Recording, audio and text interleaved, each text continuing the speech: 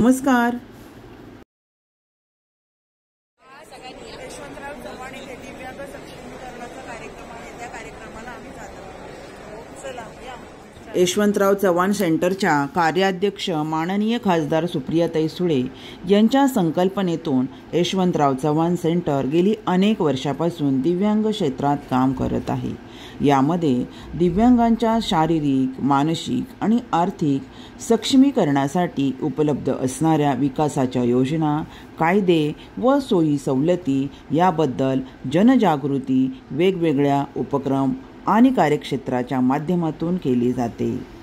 दिव्यांग प्रवर्गाला शासकीय योजनांचा लाभ व्हावा तसेच या प्रवर्गाला मुख्य प्रवाहात आणण्यासाठी यशवंतराव चव्हाण सेंटर सातत्याने कार्यरत आहे. याच अनुषंगाने यशवंतराव चव्हाण सेंटरच्या वतीने दिव्यांग सक्षमीकरण राज्यस्तरीय परिषद नुकतीच पार पडली. जरूर करा, पण दिवसभरात चांगल्या विचारांची देवाणघेवाण जाऊन आपण चांगलं काहीतरी पुढच्या वर्षभरात एकत्र मिळून करू एवढीच अपेक्षा करते आणि आपली रजा घेते. जय हिंद, जय महाराष्ट्र. धन्यवाद ताई.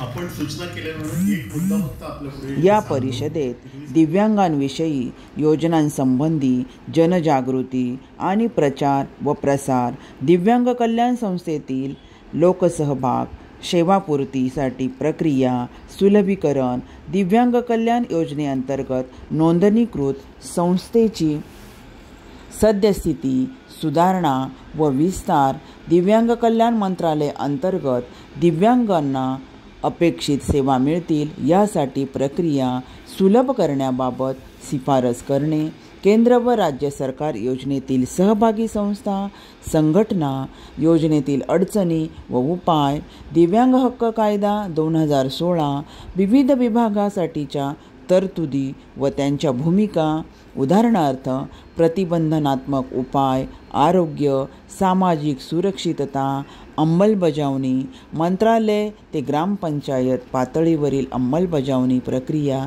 यांच्या अनुषंगाने सर्वकष चर्चा करण्यात आली. यामध्ये महाराष्ट्र शासनातील विविध विभागातील अधिकारी, शाळा, आरोग्य, रुग्णालये, शासकीय आणि निमशासकीय कर्मचारी, दिव्यांगांसाठीच्या संस्था, संघटना सहभागी झाले होते. सदर विषयाचा अभ्यास व अनुभव असणारे जाणकार तसेच तज्ज्ञ व्यक्तीही उपस्थित होते. सर्व उपस्थितांना चहा, नाश्ता तसेच उत्तम जेवणाची व्यवस्थाही केली होती. धन्यवाद.